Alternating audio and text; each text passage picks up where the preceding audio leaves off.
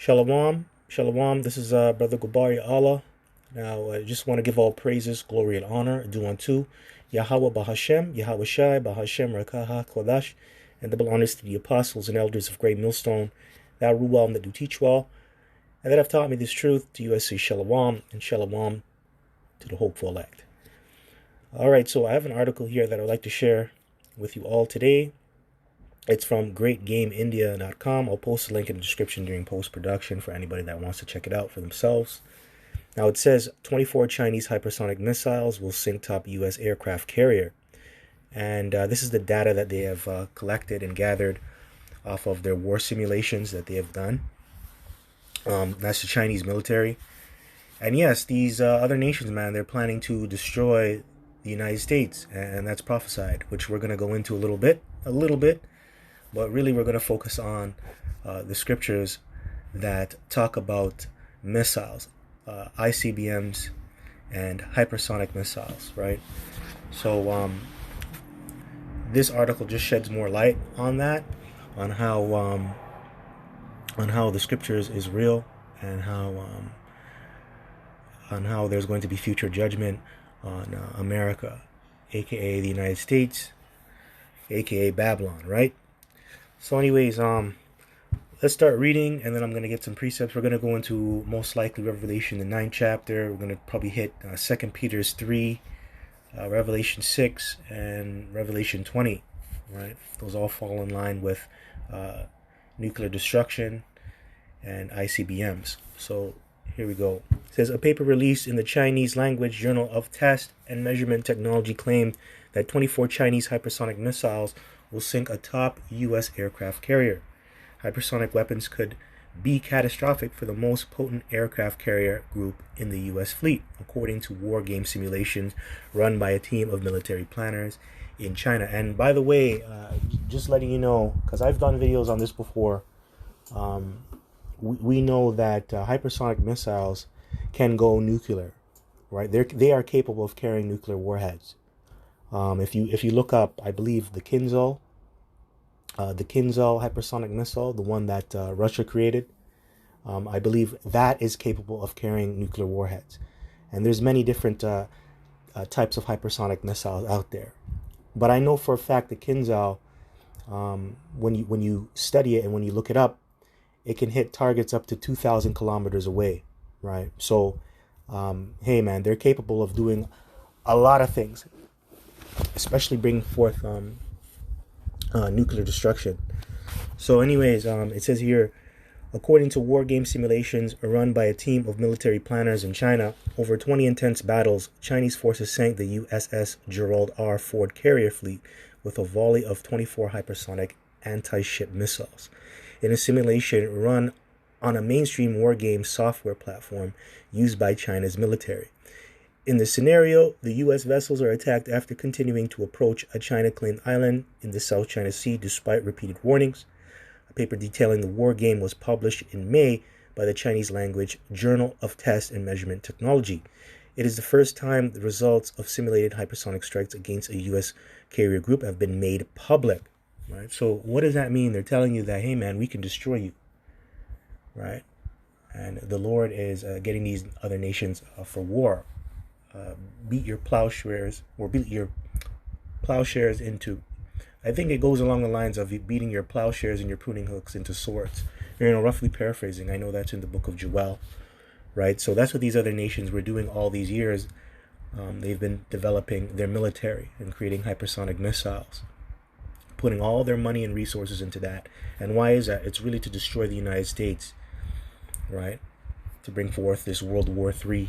And also, yeah, the Lord coming back and destroying this place, man. And that's a part of it.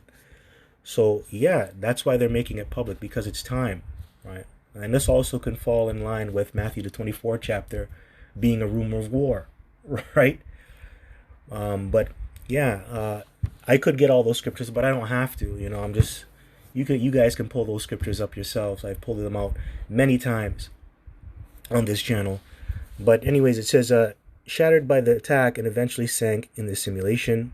Actually, I read a bit forward. So it says the researchers led by Sao Hong Song from the North University of China said almost every U.S. surface vessel was shattered by the attack and eventually sank in the simulation. The war game suggested the U.S. carrier group, previously regarded as unsinkable by conventional weapons, could be destroyed with certainty by a relatively small number of hypersonic strikes, they said. In the simulation, Chinese forces launched 24 hypersonic anti-ship missiles from 6 sites ranging from southern China to the Gobi Desert. Illustration, North University of China. I guess this is what they're showing here. Yeah.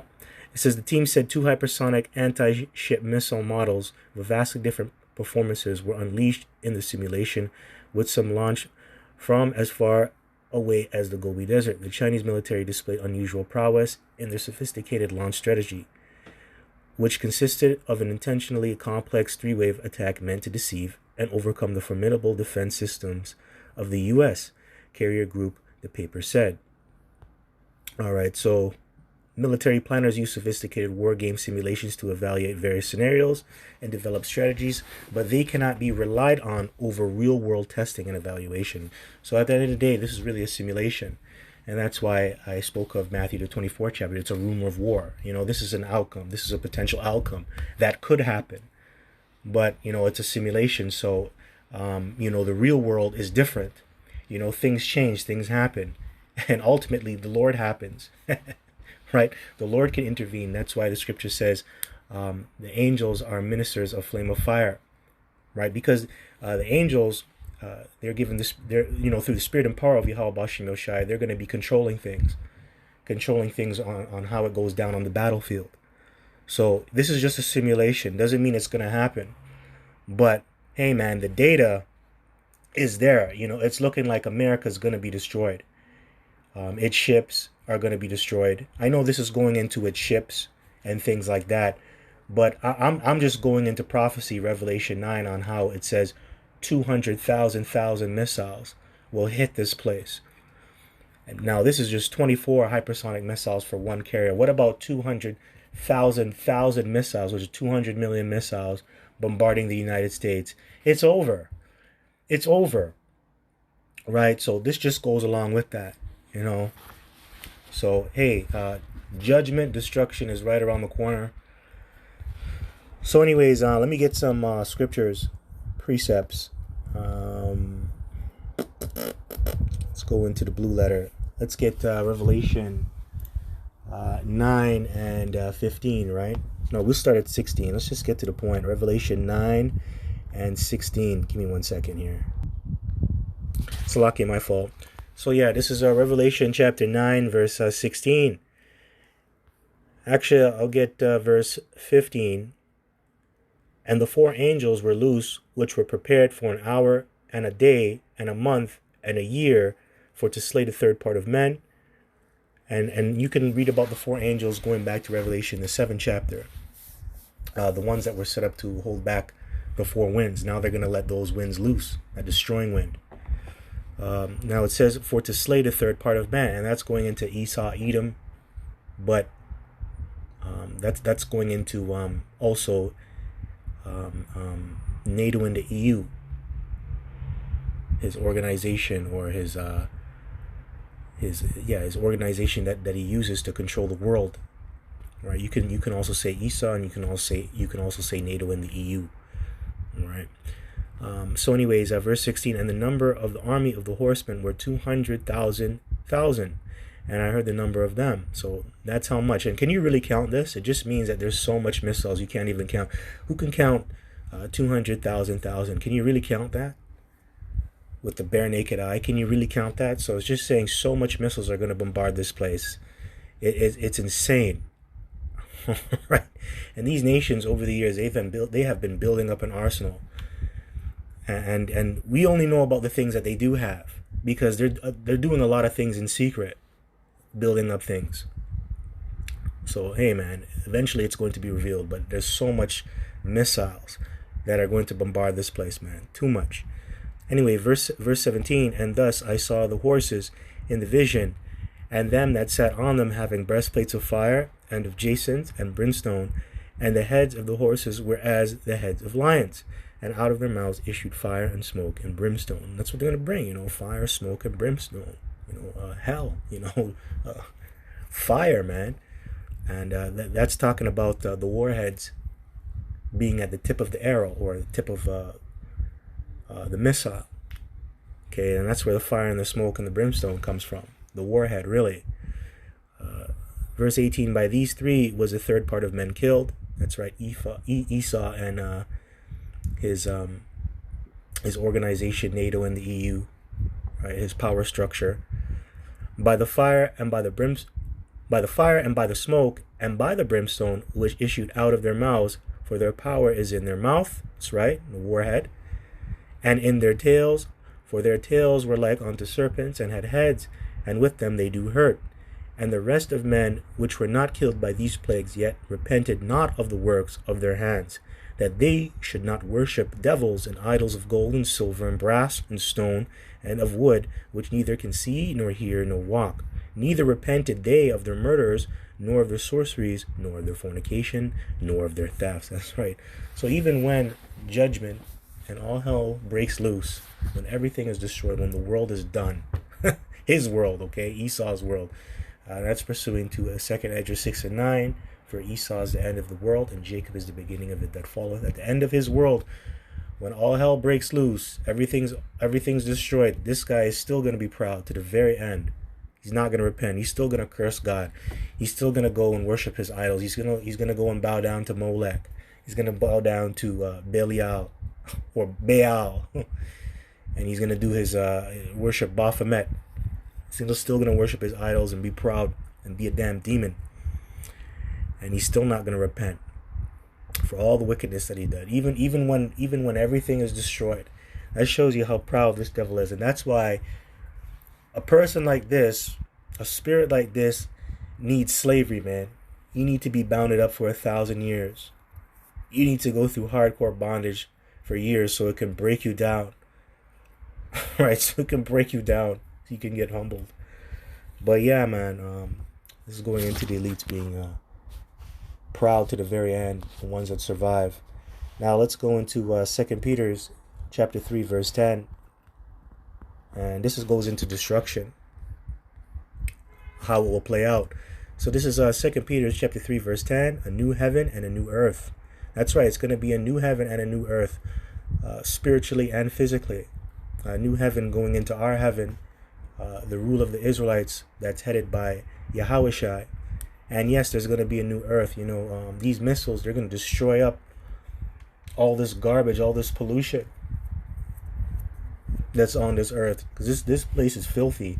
And what's gonna rid this world of all the microplastics, all the toxins, all the fumes, all these cars and these petrol burners that burn up fossil fuels.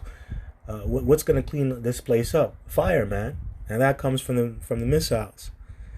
So destruction is gonna create a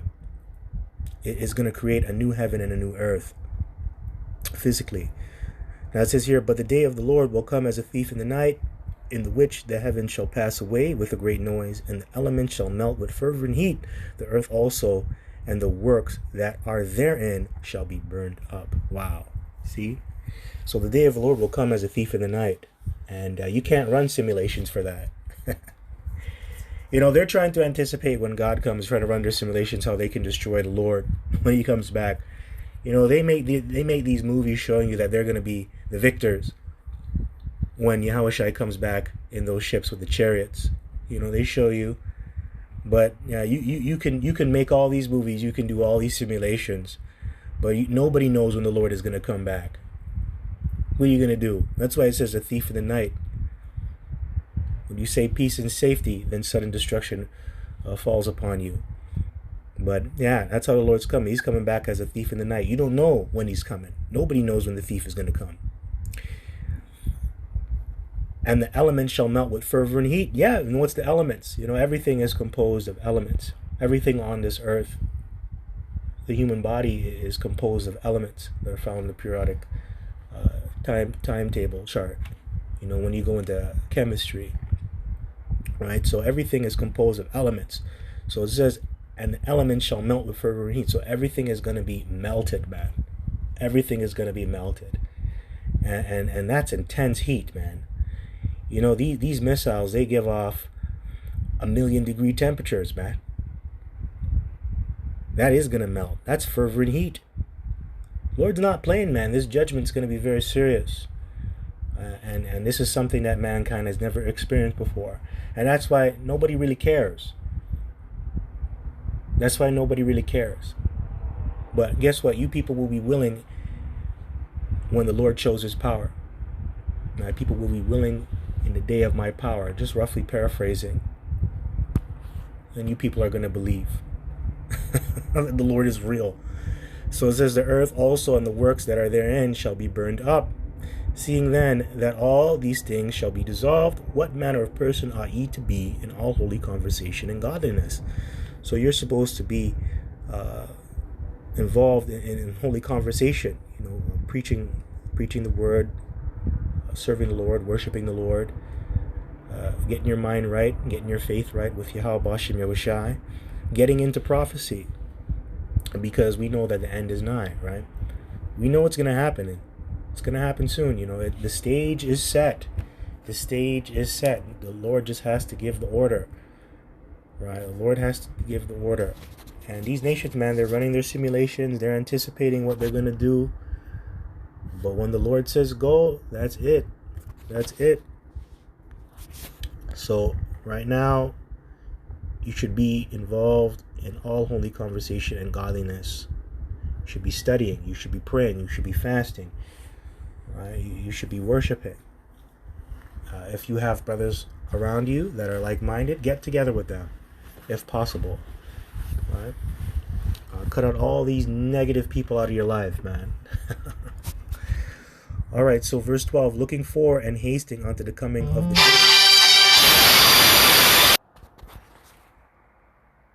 All right, thank you. Yeah, so, yeah, where was I? So, yeah, looking for and hasting unto the coming of the day of the Lord, Yahweh Bashem Yahushai, when the heavens being on fire shall be dissolved, and the elements shall melt with fervent heat.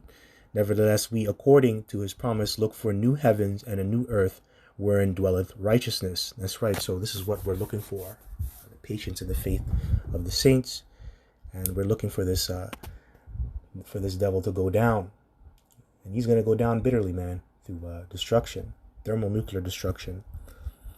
All right. So let me move forward. Let me go to Revelation 6. Let's go to Revelation 6 and 14 real quick here, and it says, "And the heaven departed as a scroll when it is rolled together, and every mountain and island were moved out of their places." Actually, you know what? Let me start at verse 13. This is Revelation chapter 6, verse 13. "And the stars of heaven fell onto the earth, even as a fig tree casteth her untimely figs, when she is shaken of a mighty wind." Yeah, that's talking about the missiles, man. Missiles are going to fall onto this earth, and it's going to shake this place up, man. And it's going to bring forth a mighty wind. A catastrophic mighty wind, man. A fiery wind. Blow the skin off your bones, man. This is serious. Verse 14. "And the heaven departed as a scroll when it is rolled together." That's right. Mushroom clouds, man. Mushroom clouds all over the place, man. When these missiles drop. Multiple mushroom clouds in the sky. It's very dangerous, man. So this is very catastrophic. It's not good. You don't want this to happen, but you know, through prophecy and through what the Lord has written and spoken, this is going to play out, and rightfully so, because the earth right now is very wicked and rebellious, starting with you Israelites. And you have to be spanked, man. You have to be spanked. All right, so hey, you guys did this to yourselves, man. "And the heaven departed as a scroll when it is rolled together, and every mountain and island were moved out of their places." That's right. So all these islands, man, the Pacific Islands, the islands of the Caribbean, man, yeah, they're all going to be moved out of place. Islands like Jamaica, islands like Fiji. Oh, yeah. All them places, man. Bahamas, Antigua.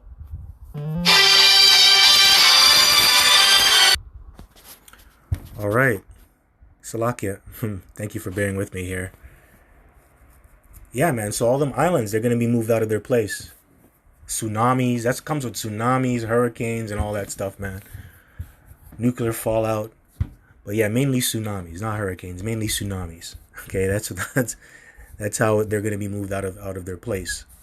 Earthquakes and tsunamis. That's dangerous, man.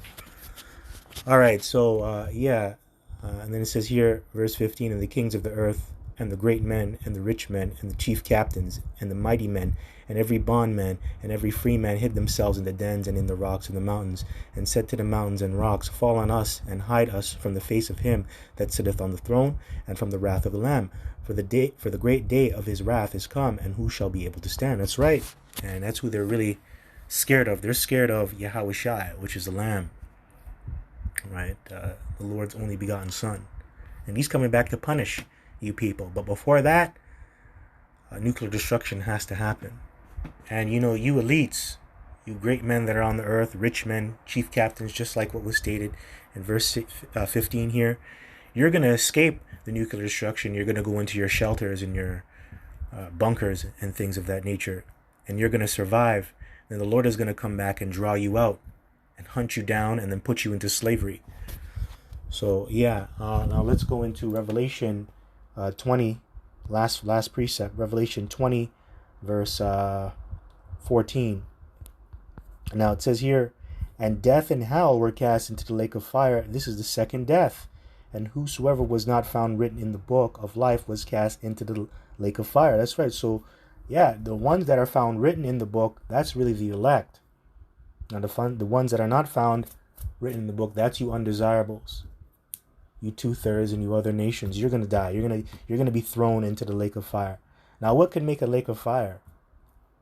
Thermonuclear destruction can.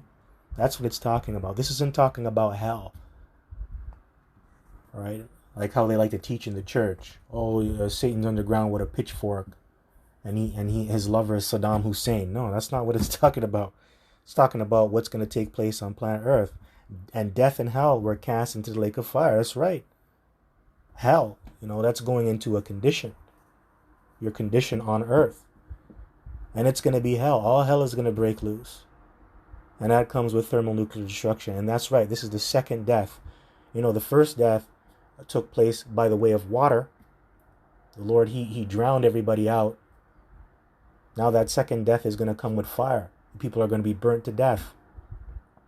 So anyways, man, I hope this was edifying. Until next time, just want to give all praises, glory, and honor due unto Yahweh, Bahashem, Yahweh Shai, Bahashem, Rakah Chadash, and double honors to the apostles and elders of Great Milson of GMS.